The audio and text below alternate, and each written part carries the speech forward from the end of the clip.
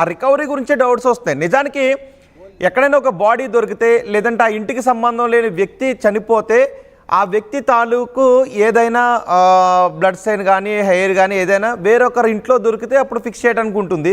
కానీ ఆ ఇంట్లో మసలే మనిషే కాబట్టి ఆ మనిషి తాలూకు హెయిర్ అదే ఇంట్లో దొరికితే అక్కడ ఆ వ్యక్తిని ఫిక్స్ చేయడానికి అవకాశం ఉంటుందా, లేదా నిందితుడు తప్పించుకోవడానికి అవకాశం ఉంటుందా? కానీ బ్లడ్ స్టెయిన్స్ ఉంటాయి, టిష్యూస్ ఉంటాయి, బాడీ టిష్యూస్ ఉంటాయి. అదే కాకుండా తుండు పైన మానవ శరీర అవశేషాలు దొరుకుతాయి కదా, దాన్ని ఎట్లా చెప్తాడు?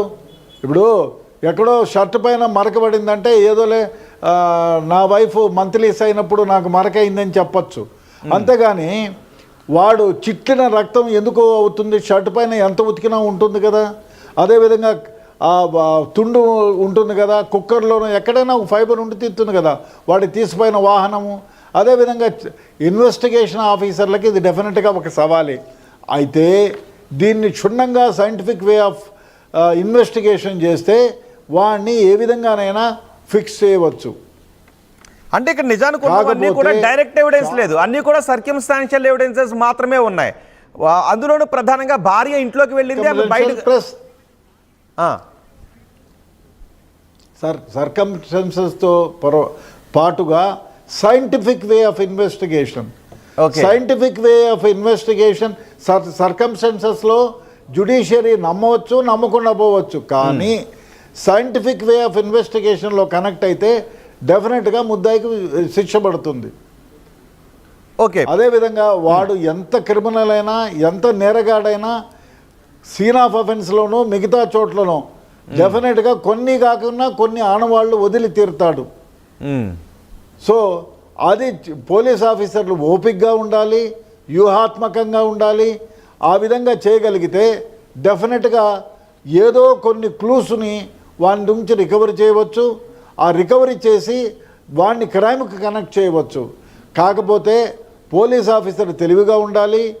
ఇంట్రాగేషన్లో, ఇన్వెస్టిగేషన్లో చాలా మెలకువలు ప్రదర్శించాలి. ఇప్పుడు దావుద్ ఇబ్రహీం కేసులోనే చెప్తాను, చిన్న అంటే ఇన్వెస్టిగేషన్లో అతి మైన్యూట్గా చేయగలగాలి, తొందరపాటు దుందుడుకు చర్యలు కాకుండా. అదే కాకుండా ఫారెన్సిక్ ఎవరైతే ఎక్స్పర్ట్స్ ఉన్నారో వాళ్ళు ఒక పెద్ద టీమును పెట్టుకోవాలి, దానికి అతన్ని ఇంట్రాగేట్ చేయాలి. అదే కాకుండా అతనికి తెలియకోకుండా మనము ఎవరైతే పోలీస్ కస్టడీలో ఉన్నప్పుడు అతన్ని తెలియకుండా మనమే కొందరిని హైర్ చేయాలి. హైర్ చేసి అతనితో సంభాషణలు జరిపి కొన్ని నిజాలని రాబట్టుకోవాలి.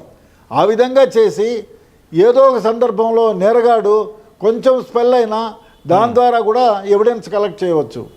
ఇది ఒకనొక కేసులో అంటే చెప్పకూడదు, బికాస్ ఆయనకి సుప్రీంకోర్టులో కూడా 20 years జైలు శిక్ష పడింది. డెఫినెట్గా కొంచెం మెలకువగా, కొంచెం తెలివిగా ఉపయోగిస్తే ఎటువంటి నేరగాడైనా సీన్ ఆఫ్ అఫెన్స్లోనూ తర్వాత సీన్ ఆఫ్ అఫెన్స్ను డిస్ట్రాయ్ చేయడానికి ఉపయోగించినటువంటి మెటీరియల్ను కూడా కలెక్ట్ చేస్తే డెఫినెట్గా ముద్దాయిని క్రైమ్తో కనెక్ట్ చేసి ఉరి శిక్షకు పడేటట్టు చేయవచ్చు. అదే డౌట్ వస్తుంది ఇక్కడ. ఎందుకంటే ఇక్కడ ఇంత ప్లాన్డ్గా చేశాడు, ఆ భార్య అవశేషం ఎక్కడ కనబడకుండా